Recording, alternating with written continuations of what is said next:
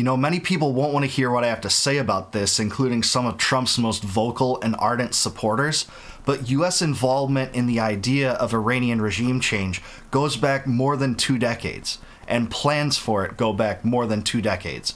And we know that because of historical documents that were laid out and revealed. It's part of the clean break strategy, which I've talked about a little bit in other videos, but I want to do it a big service in this video and actually revisit what Wesley Clark said about plans laid out for Iranian regime change that he saw in 2001. So please like this video and subscribe to the channel, and let's watch and let's react to it. Right after 9/11, about 10 days after 9/11, I went through the Pentagon and I saw Secretary Rumsfeld and Deputy Secretary Wolfowitz. I went downstairs just to say hello to some of the people on the Joint Staff who used to work for me, and one of the generals called me in. He said, "Sir, you got to come in. You got to come in and talk to me a second." I said, "Well, you're too busy." He said, "No." He says, "We've made the decision. We're going to war with Iraq." This was on or about the 20th of September. I said, "We're going to war with Iraq. Why?" He said, "I don't know." He said, "I guess they don't know what else to do." So I said, "Well, did they find some information connecting Saddam to Al-Qaeda?" He said, No. He says, "There's nothing new that way. They just made the decision to go to war with Iraq." And keep in mind, he leads up to talking about the Iranian part of this and the regime change operation there. But this video, I believe, was recorded in 2003. He also wrote this in his book. But he's talking about how Iraq was one of the countries on the list of 7 countries that would have regime change operations within 5 years. And let's continue. He said, "I guess it's like we don't know what to do about terrorists, but we got a good military and we can take down governments." And he said, "I guess if the only tool you have is a hammer, every problem has to look like a nail." So I came back to see him a few weeks later, and by that time we were bombing in Afghanistan. I said, "Are we still going to war with Iraq?" And he said, "Oh, it's worse than that." He said, he reached over on his desk, he picked up a piece of paper, and he said, I just got this down from upstairs," meaning the Secretary of Defense's office today, and he said, "This is a memo that describes how we're going to take out 7 countries in 5 years, starting with Iraq and then Syria, Lebanon, Libya, Somalia, Sudan, and finishing off Iran." So listen to that. 7 countries in 5 years. He just listed all countries that have had regime change operations since that point, except for, until yesterday, Iran. Finishing off with Iran.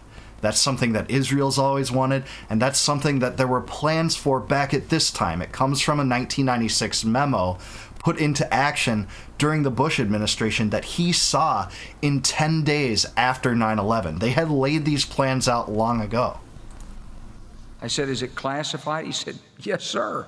I said, "Well, don't show it to me."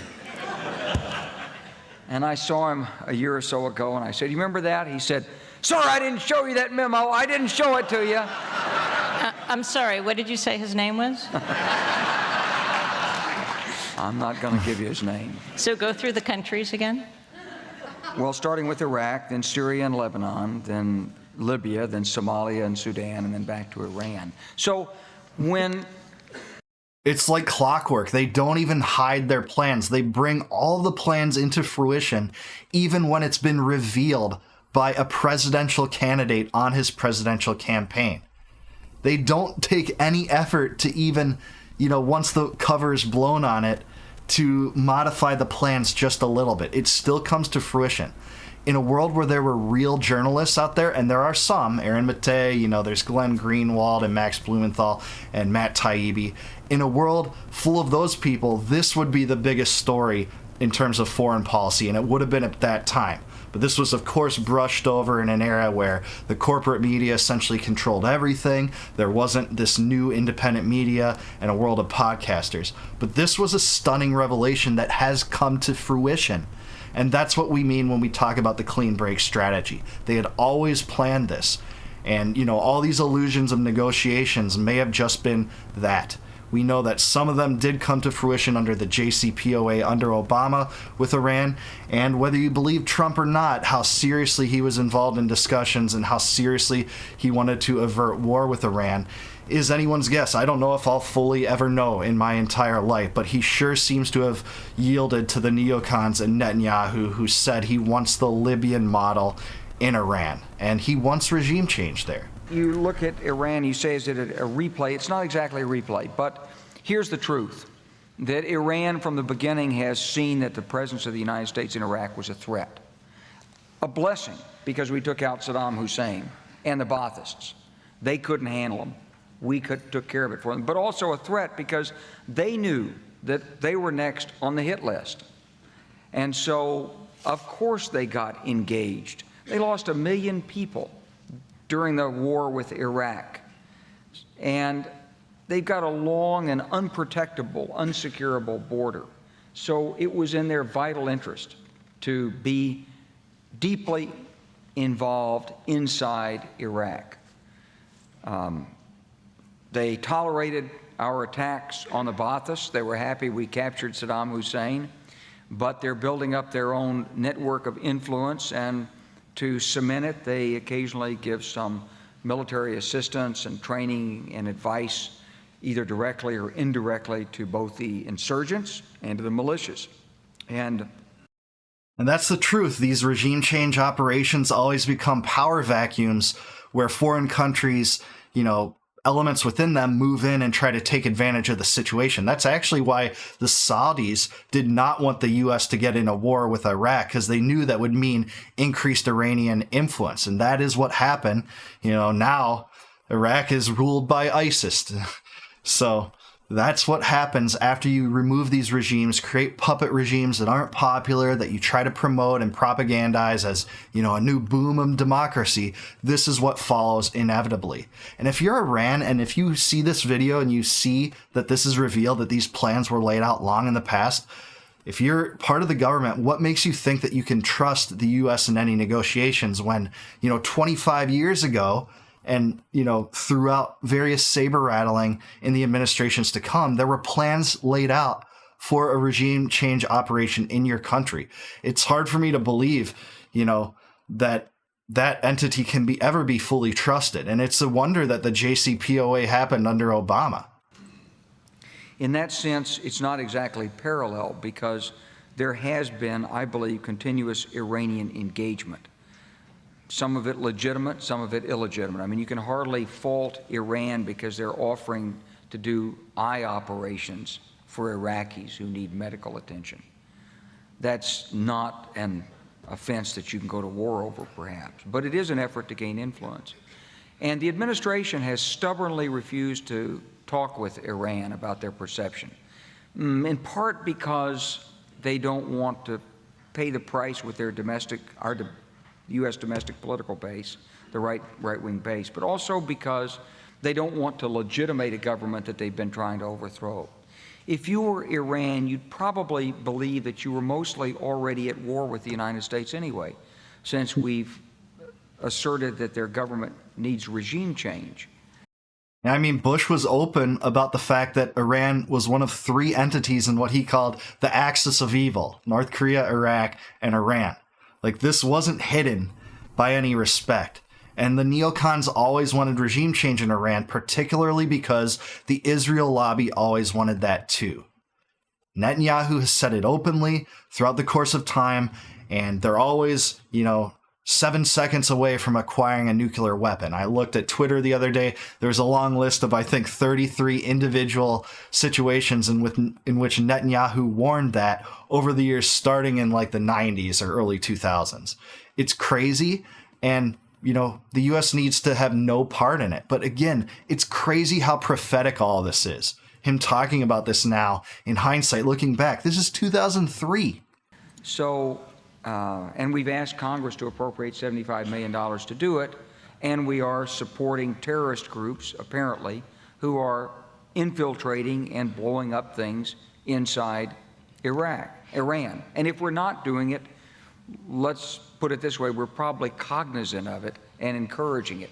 So it's not surprising that we're moving to a point of confrontation and crisis with Iran. My point on this is not that the Iranians are good guys, they're not, but that you shouldn't use force except as a last resort. There is a military option, but Yeah, and that's right. We'll stop it right there. That is actually true. That's unequivocally true, and it's so refreshing to hear that. Even in hindsight, he's no longer a presidential candidate, and hey, he believed in a lot of things that I wouldn't, but on this, he's so accurate. But the U.S. and the military-industrial complex always lead with war. And when he's talking about war as a last resort, that means like Iran invades the U.S. Iran attacks the U.S. to the point that our military is dismantled or our people are invaded, their houses are occupied by this invading army. That is when war is necessary. I won't support any war unless I'm personally willing to fight in it, and that would be a war in which I would personally be willing to fight in when I believe there was a treacherous, evil regime trying to overtake my community. That's when I would be willing to fight. Never before, never these preemptive strikes that Israel and many circles in the U.S. have wanted for so long. But this imperils U.S. forces overseas that shouldn't be in the Middle East in the first place. They should be returned. The foreign bases that the U.S. has in the Middle East should be closed down. We want out of these entangling alliances. I think Jefferson was totally correct in his first inaugural address when he said, peace, commerce, and honest friendship with all nations should be our mantra. That was the American creed.